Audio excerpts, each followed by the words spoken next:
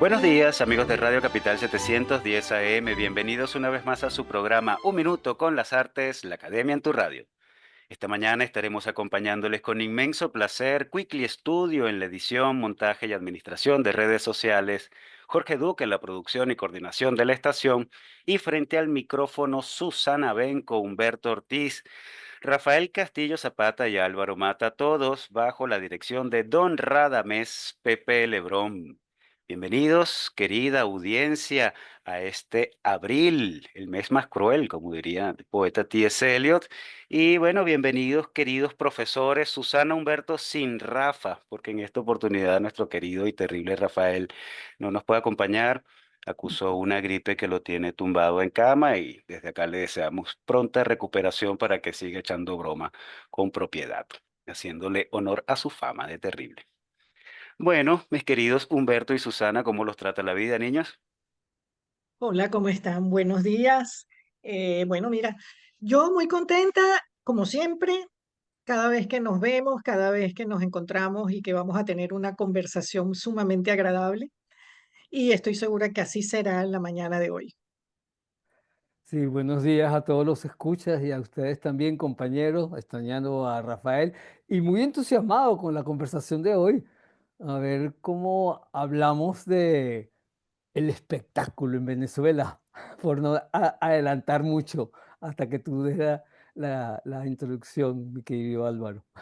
Bueno, una Muy, mañana espectacular entonces será esta, Humberto, con nuestro invitado de hoy, Carlos Paolillo. Bueno, periodista, crítico, historiador e investigador de la danza, profesor y gestor cultural. Y no son meros, digamos, sustantivos que les damos a la trayectoria de Carlos, sino es que cada una de estas labores las ha desempeñado con un rigor y con una pasión tan profunda que lo hacen una referencia en cada una de ellas. Carlos estudió comunicación social eh, y derecho también en la Universidad Católica Andrés Bello, hizo un posgrado en cooperación cultural internacional y una maestría en gestión cultural en la Universidad de Barcelona, en España. Se considera, para más señas, que Carlos Paolillo es el creador de los estudios universitarios de danza en Venezuela cuando impulsa la fundación del Instituto Superior de Danza, el Instituto Universitario de Danza, Ayudanza, y también anotemos aquí la Fundación Jóvenes Coreógrafos de Venezuela. Es profesor de Historia de Danza y Análisis Coreográfico en la Universidad Central de Venezuela y en la Universidad Experimental de las Artes, de la que es maestro honorario, dicho sea de paso.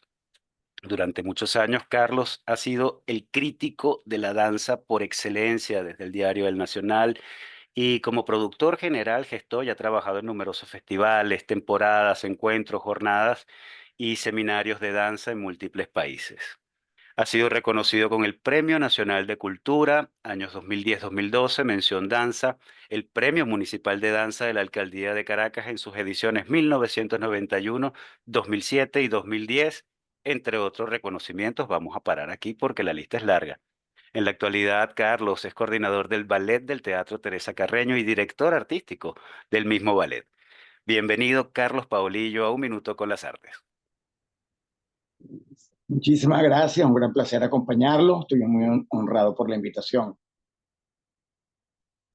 Carlos, el placer es nuestro tenerte aquí en casa.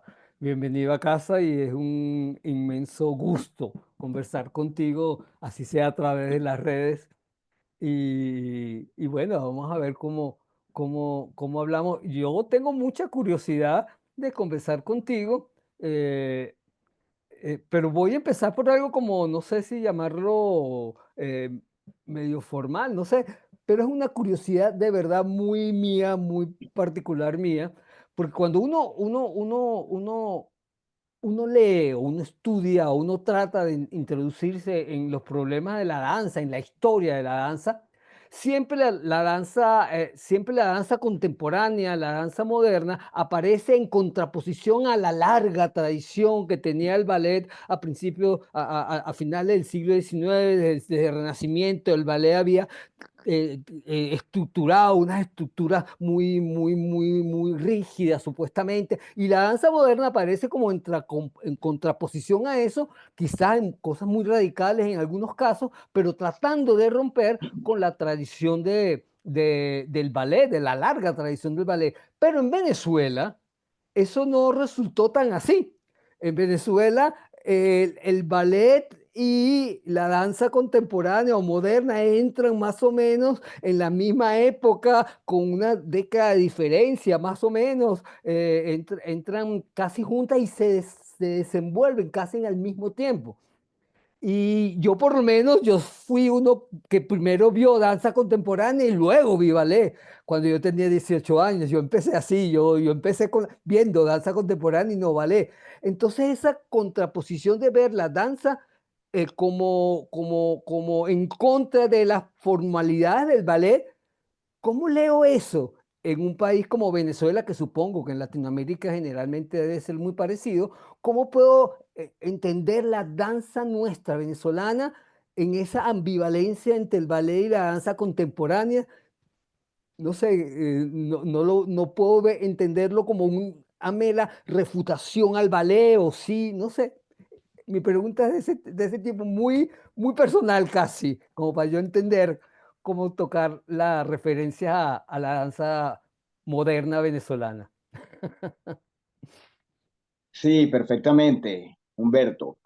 Bueno, quisiera comenzar ubicando, ¿verdad? El origen histórico de lo que se conoce como danza artística o danza escénica en el mundo occidental, Exacto. que por supuesto está ubicado, hay un consenso entre los historiadores en el Renacimiento italiano. Entonces, allí es el origen convencional de la historia de la danza en el Occidente. Luego, en el Barroco, fue el periodo de gran brillo y de gran crecimiento y de gran expansión de esta actividad, que era una actividad totalmente cortesana, que se realizaba dentro de las estructuras palaciegas, ¿verdad? Dentro de las estructuras del poder constituido.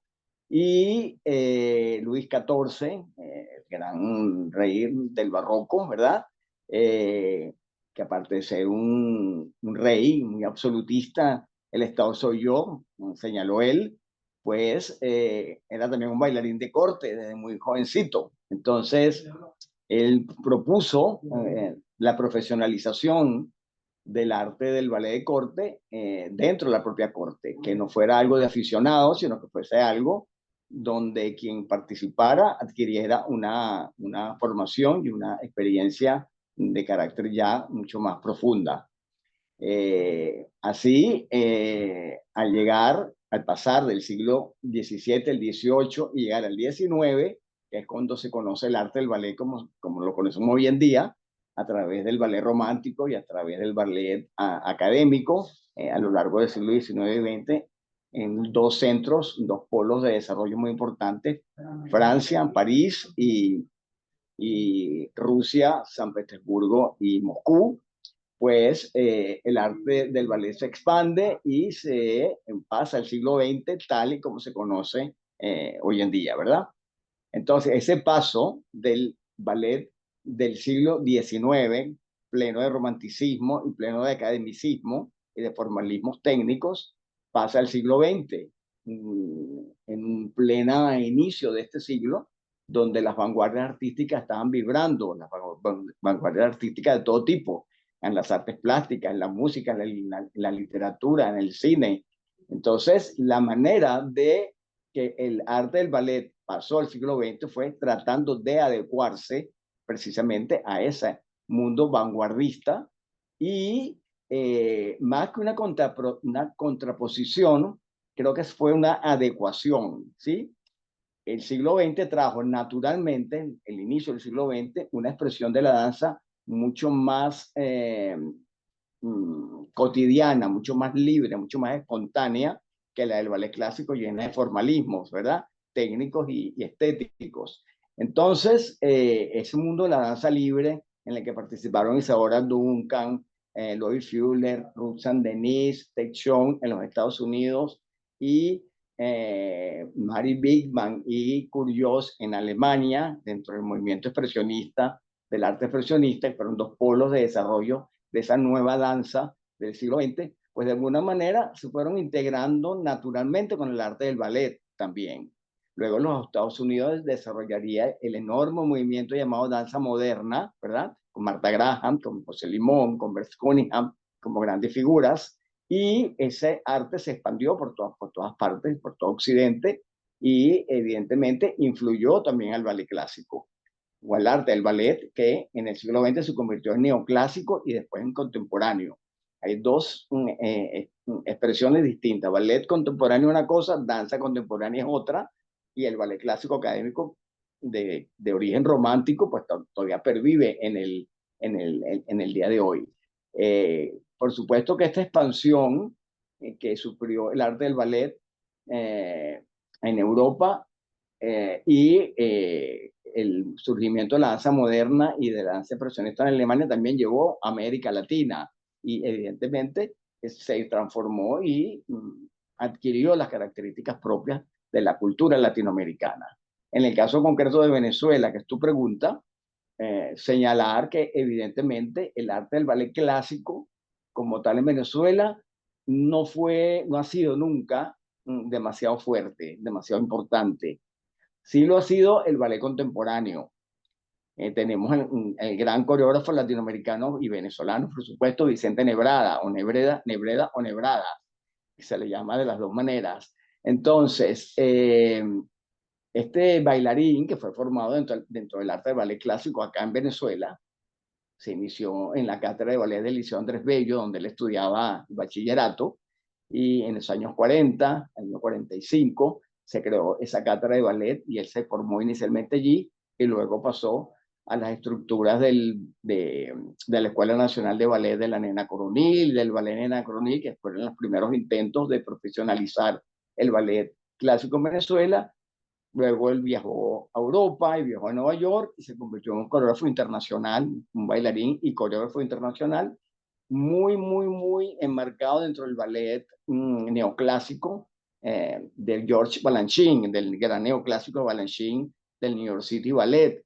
Balanchine fue un coreógrafo de la época de los ballets rusos, de Diaghilev, que emigró a los Estados Unidos una vez que esta compañía cesó y se convirtió en el gran factor de desarrollo de la contemporaneidad en los Estados Unidos y se le considera que es el fundador del estilo neoclásico. Entonces, acá en Venezuela el estilo neoclásico caló muy fuerte gracias al regreso de Vicente Nebrada a Venezuela y Sandra Rodríguez, el primero como bailarín y coreógrafo y el segundo como primera bailarina del American Ballet de Nueva York. Entonces, al regresar ellos al país, luego de muchos años de trayectoria dentro de Estados Unidos y una trayectoria incluso internacional también, pues, y también la época en que fue eso, fueron los años 70, que fue el gran auge del ballet neoclásico y contemporáneo en el mundo, pues eso hizo que el arte del ballet en Venezuela fuera más contemporáneo que académico, ¿sí? Paralelamente a esto, en Venezuela se desarrolló un movimiento, el que señalaba Humberto, de danza moderna o de danza contemporánea, muy importante.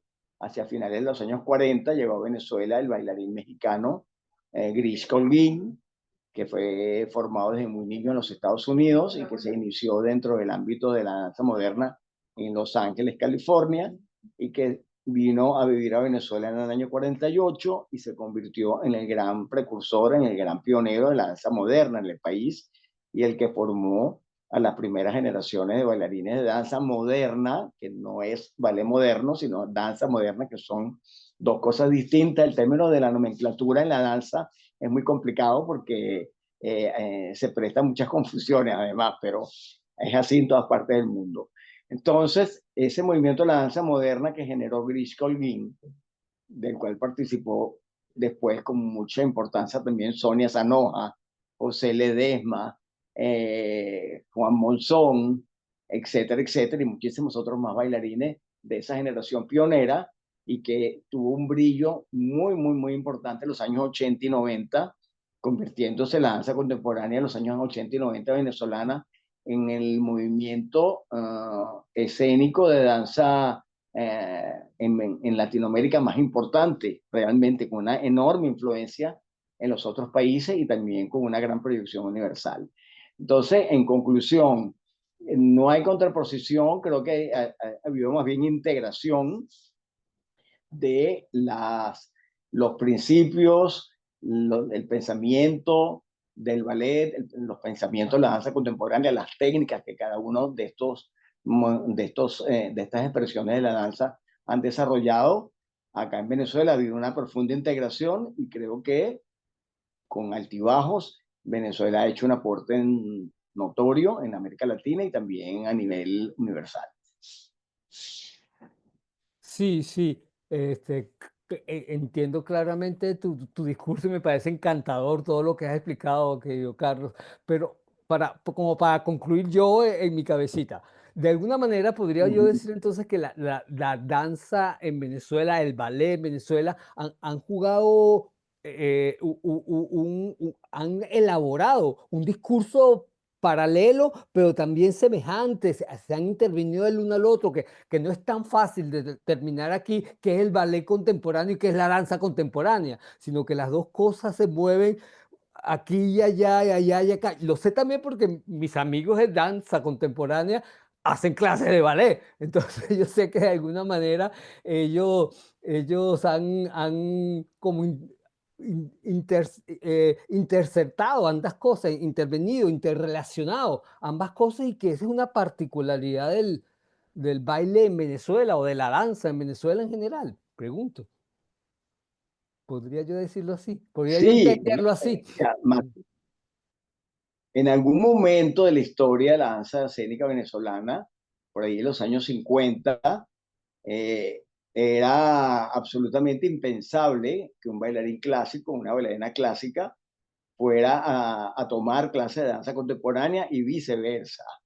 Eran territorios totalmente contrarios y se veía muy mal que un bailarín o bailarina quisiera abordar el otro terreno y viceversa. Era muy mal visto. Y habían confrontaciones muy, muy fuertes, muy violentas en ese sentido.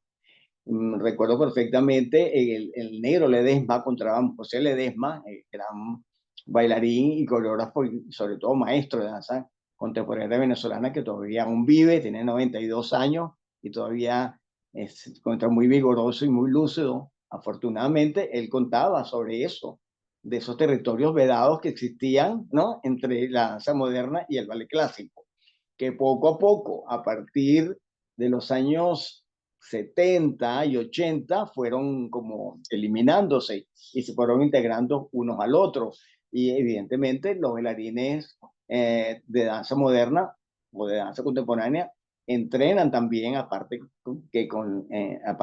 de las técnicas de danza correspondientes a su orientación estética, también entrenan con ballet clásico porque descubrieron que era si no les interesaba la expresión que lleva consigo el vocabulario del ballet, sí les interesaba la formación técnica que le daba al cuerpo, ¿correcto? Y por el otro lado, los bailarines de clásico se dieron cuenta que las tendencias universales del ballet apuntaban también hacia la contemporaneidad y que había una integración entre ambos mundos y que era importante también manejar los códigos de la danza moderna. Ayer leí una entrevista a Julio Boca, que le hicieron a Julio Boca, el gran maestro, el gran bailarín argentino, que también fue una estrella internacional, que inició su carrera artística tan brillante acá en Venezuela, en el Ballet Teresa Carreño, cuando era un jovencito, y que ahora es el director del Ballet del Teatro Colón de Buenos Aires. Él hablaba de que él está intentando desde su posición de director artístico del Ballet del Teatro Colón de Buenos Aires, que la Escuela del Teatro Colón incluya dentro de su pensum de estudio a la danza moderna, la técnica de Martha Graham, que es la técnica de danza moderna, digamos, la técnica madre, vamos a decir así, de todas las técnicas que luego vinieron y subtécnicas que se fueron desarrollando a partir de allí. De modo que eso es un ejemplo muy claro de la necesidad actual que hay de propiciar esa integración, ese intercambio de una manera muy natural y eh, sin demasiada preocupación. Ajá. Ahora, yo le voy a seguir una cosita más como para cerrar, porque a mí me parece por mi experiencia también como espectador, porque yo nada más he sido espectador de danza, pero que algo que a mí al menos, Humberto Ortiz, ayudó como a ampliar mi cabeza sobre la danza la curiosidad por el ballet, para mí fue el Festival de Jóvenes Coreógrafos que tú producías. O sea, para mí ahí apareció el baile en Venezuela. Yo quería que me hablaras también un poco de ese magnífico festival de jóvenes coreógrafos, porque ahí todos los jóvenes están intentando hacer cosas, producir, amigos míos que estaban empezando a hacer danza, tratando de promover cosas ahí. Yo conocí, bueno, conocí a todo el mundo prácticamente en los jóvenes coreógrafos y que al principio sí era muy moderno todo, pero poco a poco se fue mezclando con cosas más clásicas, entre comillas, por lo menos en la musicalidad. Al principio la musicalidad siempre eran como músicas muy raras, pero de repente empezaron a aparecer también música clásica dentro de la danza contemporánea, por poner nada más un ejemplo, ¿no? Y todo eso fue a partir del Festival de Jóvenes Coreógrafos, me parece a mí. No, no sé si estoy equivocado. Sí, el Festival de Jóvenes Coreógrafos fue una experiencia surgida de esa fabulosa década que ya hice mención de los años 80, los maravillosos años 80 en la danza venezolana, que marcaron el inicio de un boom, como se le llamó, así como hay un boom latinoamericano, ¿verdad? En la literatura, ¿verdad? Que fue a partir de los años 60, ¿verdad? En los años 80 fue un boom venezolano de la danza moderna nuestra, nacional. Fue una iniciativa muy modesta que se inició en el año 85 con motivo de que poco a poco fueron regresando al país muchos bailarines que se fueron a estudiar al exterior con las becas Gran Mariscal de Ayacucho, ¿sí? Que de los años 70. Entonces, de 75 en adelante.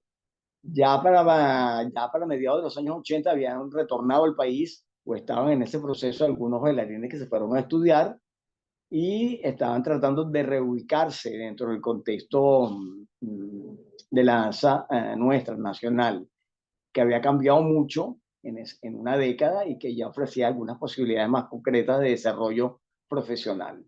Ya comenzaron a surgir más grupos, más compañías y bueno, en el Instituto Superior de Danza, que se convirtió en esa época en un centro receptor de todo tipo de influencia, de todo tipo de iniciativas, fueron llegando y fueron preguntando qué posibilidades había de poder generar un espacio para la nueva danza, para la creación coreográfica alternativa en la danza moderna.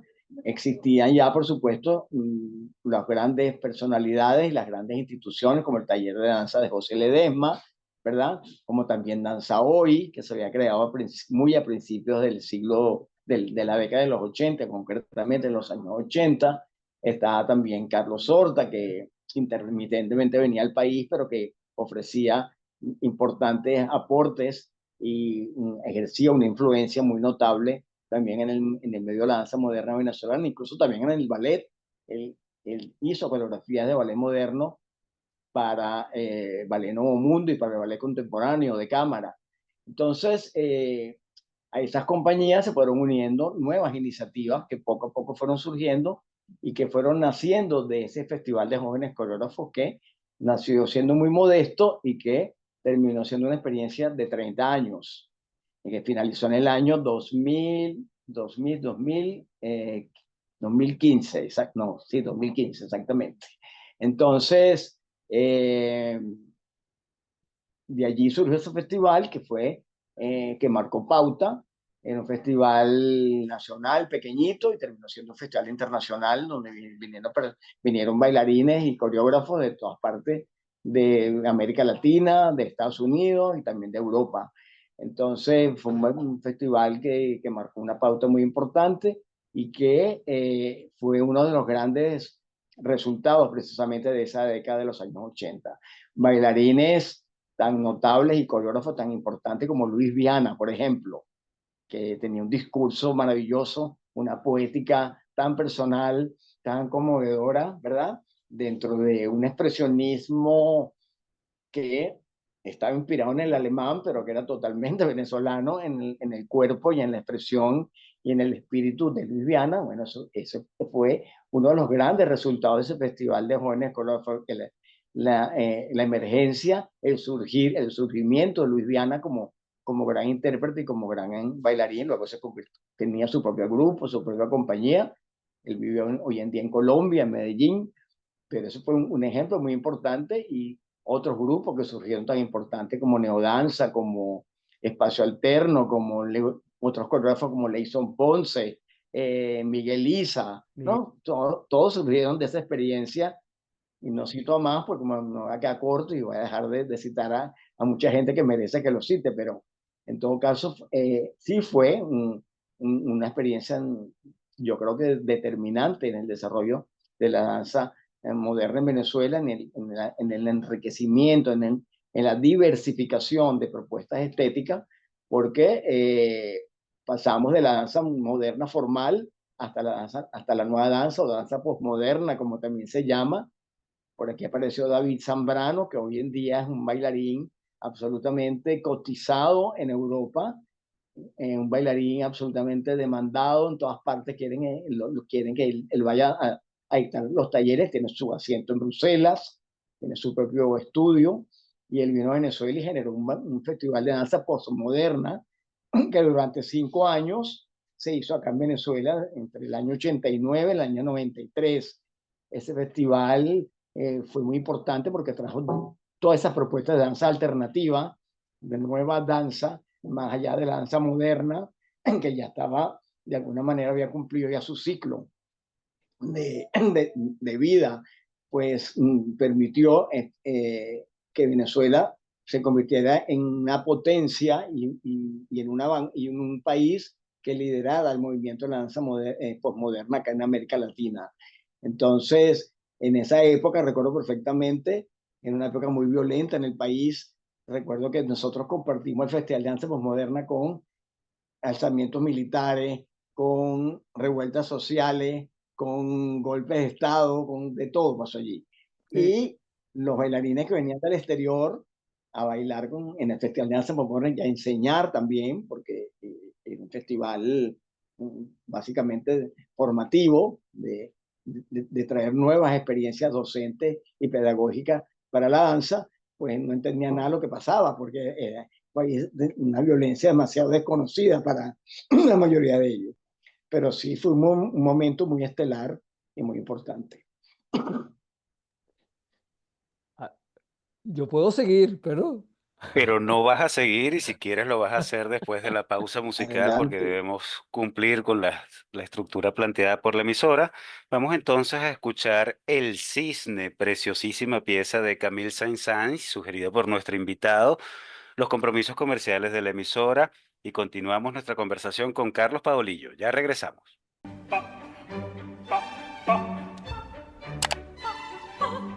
Regresamos, amigos oyentes, después de haber escuchado esta pieza sublime, adjetivo que les caro a nuestro amigo Humberto, de Camille Saint-Saëns, El Cisne, y los compromisos comerciales del emisor, y continuamos nuestra conversación con Carlos Paolillo. Susana.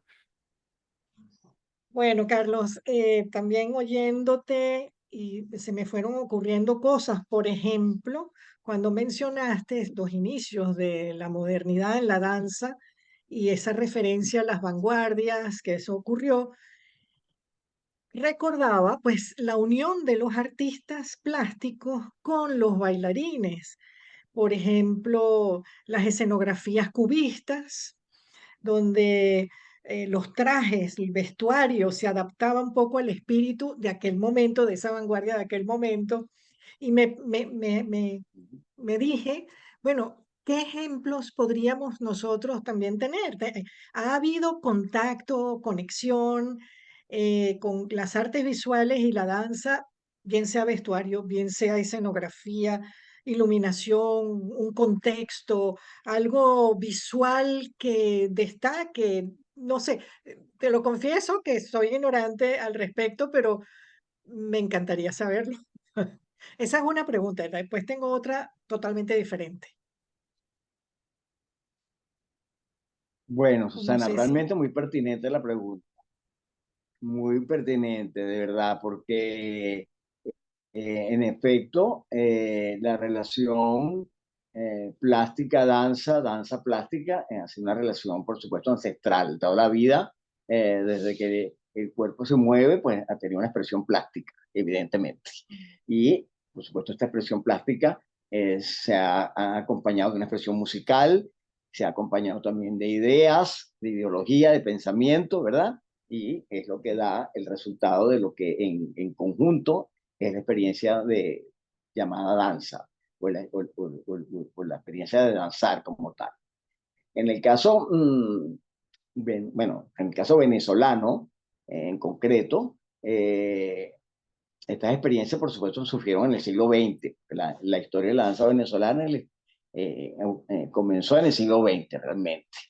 Desde la visita de Pavlova al país en el año 17, en pleno periodo gomecista, donde bailó La muerte del cisne, por eso fue que escogí la música de Camille Saint-Saëns de la muerte del cisne, de la gran obra El carnaval de los animales de Camille Saint-Saëns, que luego Mikhail Fokin, un coreógrafo ruso, también de la modernidad del principio del siglo XX, escogió para crearle una obra, un solo de 4 minutos a Anna Pavlova. Y entonces ella presentó este solo en el año 1917 acá en Venezuela, en Caracas, de manera insólita y más insólita todavía en Puerto Cabello. Entonces, en el año 17, justo en el mismo periodo de la toma del Palacio de Invierno y del advenimiento de la Revolución Rusa. Entonces, volviendo a lo de la plástica, entonces, desde la llegada de Grish Kolgin al país, que ya lo señalé, en 1948, Grishka era un bailarín, era un coreógrafo básicamente abstracto, de las historias, detectaba la teatralidad excesiva en el gesto y le interesaba mucho la abstracción. Es decir, que con el movimiento, con la expresión plástica del cuerpo, se podía decir todo lo que se quería decir. Y por supuesto él se apoyó mucho, tanto en música electrónica, música electroacústica, que no tuviese ningún tipo de melodía y que rompiera con la eterna relación música-danza, danza-música, ¿verdad? Hay que bailar en música. Entonces él procuraba bailar todo lo contrario, o contra la música o sin música. Entonces, desde el punto de vista plástico, él se inspiró mucho también, utilizó muchos elementos escultóricos, ¿verdad? Y plásticos en general que enriquecían y le daban más fuerza a ese gesto expresionista que él buscaba darle a su trabajo coreográfico. Y a partir de allí, por supuesto, sus discípulos fundamentales, por ejemplo, Sonia Sanoja, por ejemplo, que era una bailarina formada por Grish Kolgin originalmente y que desarrolló un lenguaje plástico muy importante, muy vinculado con el tema de los orígenes muy remotos, ¿verdad? De lo que es Latinoamérica, de lo que es Venezuela. No el nacionalismo folclórico y pintoresco, sino desde lo más ancestral, lo más cosmogónico posible. Allí de ese lugar emergía la danza y el gesto de Sonia Sanoja, que también tenía una expresión plástica muy importante. Ella, por ejemplo, era muy amiga de Colette de Lausanne, por ejemplo.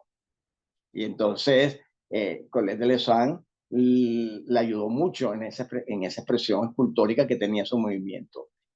Era íntima amiga de Gego. Y están los famosos coreogregos que hizo Sonia Sanoja, ¿verdad? Con la reticularia de Gego. Cierto, Entonces, cierto. ella está Sí. esa presencia de la plástica en la danza de Sonia Sanoja de una manera muy, muy, muy permanente también, con otras escultoras, sobre todo el tema escultórico le era muy, muy cercano a Sonia. Y evidentemente ya en una generación posterior han surgido también coreógrafos de la danza moderna que tiene que ver mucho con que su expresión parte del gesto, del ámbito de la plástica. Es, por ejemplo, Hay un coreógrafo llamado Rafael González, que es graduado de la escuela Cristóbal Rojas, la Escuela de Arte Plástica Cristóbal Rojas, y que fue discípulo tanto de Grish Colguín como de José Ledesma en la danza moderna. Él desarrolló un trabajo y sigue desarrollándolo dentro de una expresión plástica muy notable, muy importante, donde el espacio escénico, la plástica de ese espacio es tan determinante y tan importante para el resultado coreográfico que casi es muy difícil separar lo que es la integración que tiene, ¿no? Venezolano, en el ballet contemporáneo venezolano, la presencia de la plástica ha sido fundamental. La expresión plástica no solamente que venga del elemento escultórico o el elemento pictórico, sino también de la iluminación. La iluminación también es una, otorga al hecho de la danza una expresión plástica fundamental. Entonces, por ejemplo, en el caso del ballet de María Eugenia Barrios, una bailarina y coreógrafa muy importante acá en Venezuela, su papá Armando Barrios era un artista plástico importante, trabajó mucho de la mano de su padre en todo el tema escenográfico y todo el tema de los elementos escénicos. También ella, por el contacto de su padre con el mundo de las artes plásticas, tenía, por supuesto, relación muy cercana con otros artistas como Soto, como Cruz Diez, que le facilitaron también, le hicieron diseños de carácter, diseños de carácter escénico y también de vestuario, que es otro aspecto de la plástica dentro de la danza, el elemento vestuario, ¿sí? Que también en Sonia Sanoja, que nombré antes, es fundamental el tema de plástico en la expresión, en la danza de Sonia Sanoja. Entonces, es muy rico ese universo y realmente fascinante, ¿no? La manera como la danza se integra no solamente con la música, sino también con la plástica en un hecho totalmente imbricado, que no es que van separados cada quien por su lado, sino que se integran de una manera muy profunda y muy definitiva. Bien, bueno, Carlos, ya nosotros se nos está acabando el tiempo, pero yo no quiero perder la oportunidad de que tenemos aquí a un comunicador social, un periodista de excepción también. Y me gustaría hablar contigo acerca de la crítica de danza, en específico desde la prensa. Bueno, y es que la crítica verdadera, que yo llamo yo una crítica verdadera, una crítica argumentada, pedagógica, sustentada y encima bien escrita, porque tiene que estarlo, eso es algo que está de baja en nuestros días. Y en cualquier ámbito, ¿no? Cojea la crítica literaria, anda pasidifusa la crítica de artes visuales, ni qué decir de la de cine, de teatro o de danza. Y yo creo que en nuestros días la crítica ha sido sustituida por la reseña, que es otra forma de periodismo.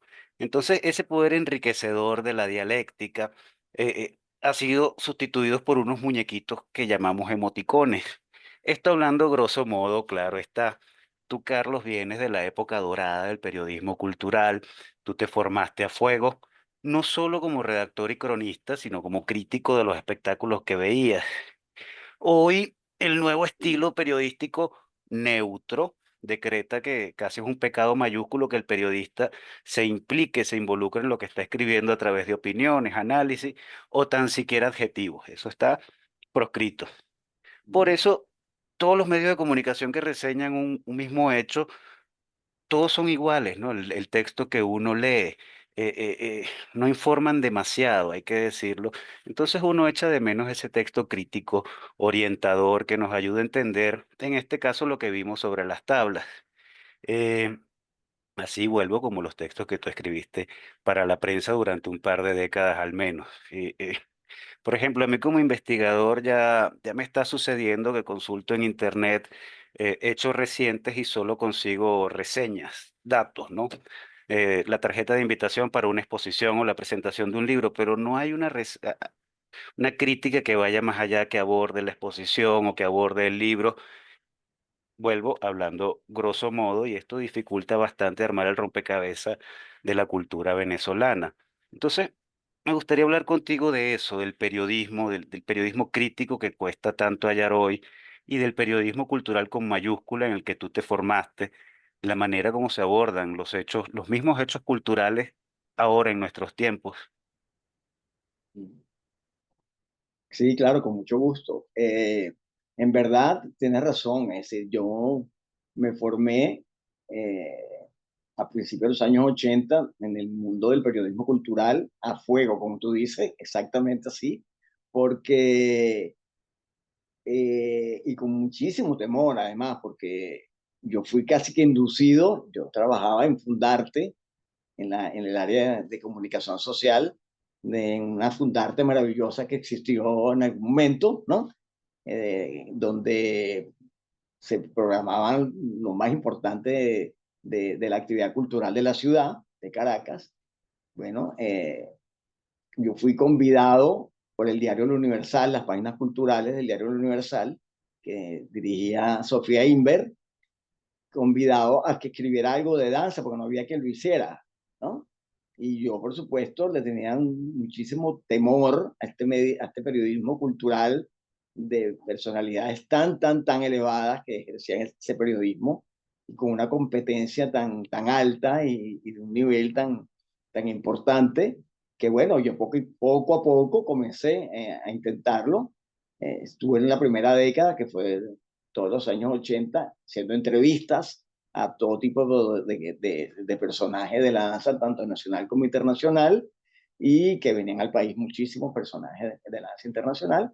Y fue en los años 90 cuando más o menos me atreví, después de 10 años de haber conocido muy bien el mundo de la danza a través de sus hacedores, que me atreví a hacer algún comentario de tipo crítico, porque siempre respeté mucho el tema de cómo abordar el ejercicio de la crítica, ¿no? Y cómo, qué decir después que un artista o un grupo de artistas pasaron 6 meses, 8 meses de proceso de creación de una obra, ¿verdad? Llega el momento de la representación escénica y el crítico en 5 minutos dice lo que se le ocurre. Entonces, acaba, ¿verdad? Acaba o no, pero en todo caso, si no le gusta o si no está de acuerdo, pues acaba, ¿verdad? Con todo un proceso de un año, 6 meses, etcétera. Y resulta difícil, sobre todo en un momento, como el momento que estoy hablando, los años 80 y 90, donde los procesos en el arte, ¿verdad? Fueron tomando más importancia que la misma obra resultante de este proceso, ¿no? Se decía, no hay obra sin proceso, ¿verdad? Tampoco hay proceso sin obra, obviamente, porque para qué vas a vivir un proceso si no hay una obra resultante que valga la pena, ¿verdad? Pero el proceso cobró mucha importancia. Y los bailarines un tanto libremente y alegremente decían, bueno, no nos importa si la obra no quedó tan bien, pero nosotros nos divertimos mucho en ese proceso, aprendimos mucho, fue muy nutritivo para nosotros. Ajá, pero ¿y la obra? ¿Dónde está la obra? Ya sabían el problema allí entre proceso y obra. Entonces, la década de los 90 fue una década muy fuerte en el mundo del periodismo cultural y de la crítica. Había, por ejemplo, en el mundo de la danza y del teatro, habían dos recontramagistrales teóricos y críticos como Esparra Jiménez y Rubén Monasterio, que contra eso, ¿quién podía? ¿No? Entonces, si tenían un dominio prácticamente absoluto de ese ejercicio crítico y cada uno con una personalidad muy fuerte, ¿verdad? Y muy importante. Asparre muy académico, ¿verdad? Muy apegado a la investigación académica. Un Monasterio que también era un académico, evidentemente, mucho más lúdico, mucho más divertido, ¿verdad? Menos digamos, serio como Asparre Jiménez, mucho más cercano de alguna manera tratar de banalizar pues la trascendencia de lo que él veía escénicamente, ¿no? Y en el ámbito de la danza, pues la verdad es que durante mucho tiempo la crítica de danza estuvo en manos de musicólogos, básicamente, durante mucho tiempo. De los años 40, 50, 60, eran musicólogos o escritores, ¿verdad? Ensayistas, poetas, los que hacían el ejercicio crítico o periodístico en los medios de comunicación. Ya a partir de la profesionalización y la diversificación de la danza venezolana, comenzó también tímidamente una diversificación y una personalización del ejercicio de la crítica. ya con una búsqueda, ¿verdad?, de reflexión a partir de la propia danza, no a través de la música, ni a través de la literatura o a través del teatro, sino desde los propios problemas de la danza. Entonces, era un movimiento cultural, ustedes lo saben perfectamente, muy diverso, muy dinámico, muy amplio, ¿verdad? Muy expansivo, muy creído de sí mismo, también hay que decirlo, ¿verdad? Y entonces la crítica iba en relación directa.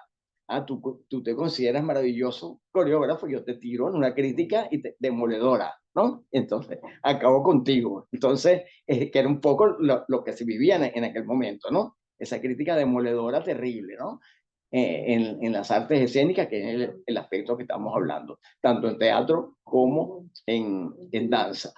Y poco a poco, ¿verdad? El movimiento por las distintas situaciones que ha vivido el país fue de alguna manera mermando la actividad escénica y dancística, en este caso concreto en el país, y evidentemente no hay crítica si no hay hecho creativo, obviamente. El hecho creativo tiene que venir primero para que luego haya una reacción y un pensamiento crítico alrededor de esto. Se fue debilitando poco a poco esto, a la medida que se fue debilitando la actividad cultural en el país y que fue también debilitando la importancia que llegó a tener la cultura eh, nacional, entendiendo la cultura en el sentido más estricto, más concreto, que tiene que ver con las bellas artes, porque se puede hablar de cultura también en términos mucho más amplios, pero hablando del término de las bellas artes, pues igual. La crítica de cine en Venezuela fue muy importante en un momento, por muchísimo tiempo fue muy importante. Creo que es la única que más o menos pervive en algún sitio, la crítica de cine, porque la de teatro prácticamente no, creo que no existe, la de danza menos aún. Entonces, eh, el tema de las redes sociales, la tecnología, ¿verdad? Que, que Álvaro señalaba, es muy importante porque en verdad el periodismo cambió radicalmente y el ejercicio crítico también, a través de el gran impacto que las redes sociales han traído al mundo en todas las actividades, en todas las áreas. Entonces, casi que no tiene ningún sentido eh, eh, hoy en día ese ejercicio crítico tal y como se concebía antes, ¿de acuerdo? Ese análisis profundo, ese análisis que se convertía, el propio análisis escrito, se convertía en una nueva obra de arte a partir de una precedente, ¿de acuerdo? Entonces era una obra de arte consecuencia de otra, ¿de acuerdo? Entonces, eh, recuerdo que en los años 90, sobre todo, algunos bailarines que tenían una formación académica importante, habían estudiado en la universidad, habían estudiado en la escuela de letras, habían estudiado en la escuela de artes, ¿verdad? O en alguna otra carrera, o que tenían una preparación y una inquietud que les permitía hacer de su propio trabajo escénico también un trabajo de ejercicio crítico, y que ellos prácticamente surgió una época en que los que sí podían hacer eso, porque tenían las herramientas para hacerlo, pues hacían la propia teoría de su propia praxis, ¿no? Entonces era como pagarse y darse el vuelto un poco, ¿no? Es decir, yo hago mi trabajo de la praxis escénica en la danza y luego hago el marco teórico de lo que yo soy, ¿no? Entonces, ante la ausencia, de verdad, ya cuando la decadencia de la crítica vino, pues entonces, ante esa ausencia, estoy hablando del principio de los años 2000, por ahí, ¿no? De que era muy común que muchos coreógrafos y bailarines, muchos, algunos, no tanto, los menos, escribían. Por ejemplo, Ercilia López escribía maravilloso, además, Ercilia López, que es egresada de la Escuela de Letras de la Universidad Central, ¿sí? Incluso llegó a hacer crítica también. Entonces, Luis Viana, por ejemplo, también escribía, que era egresado de la Escuela de Artes de la Universidad Central. Y Julie Marsden, una bailarina inglesa que llegó a vivir en Venezuela en los años 80, también acometió más recientemente, ya de la década pasada y esta, el tema de la investigación y ha escrito libros, etcétera, etcétera. De modo que también se ha vivido ese fenómeno de los bailarines que escriben, ¿no? Y que también, de alguna manera, algunos parten de su propio trabajo y otros tratan de hacer un análisis más global de la situación de los problemas de la danza. Pero sí, en general, la crítica es una extinguida, ni siquiera en extinción, sí, yo creo que ya es extinguida, sí, tal como se concebía en la época nuestra. Bien, querido Carlos, maravillosa conversación contigo esta mañana. Qué gusto y qué lujo. Salimos todos, bueno, con un ánimo liviano dancístico. Agradecerte por habernos acompañado esta mañana. Muchísimas gracias a ustedes, de verdad, un placer. Un honor tenerte, mi querido Carlos. Un gustazo. Gracias, Humberto, muchísimas gracias. Gracias a ti. No, me despido también. Muy Muchísimas agradecida. gracias, un placer, de verdad. Un placer compartir con ustedes. El placer fue Igualmente. nuestro. Aprendimos mucho. Mucho, mucho, Gracias. mucho.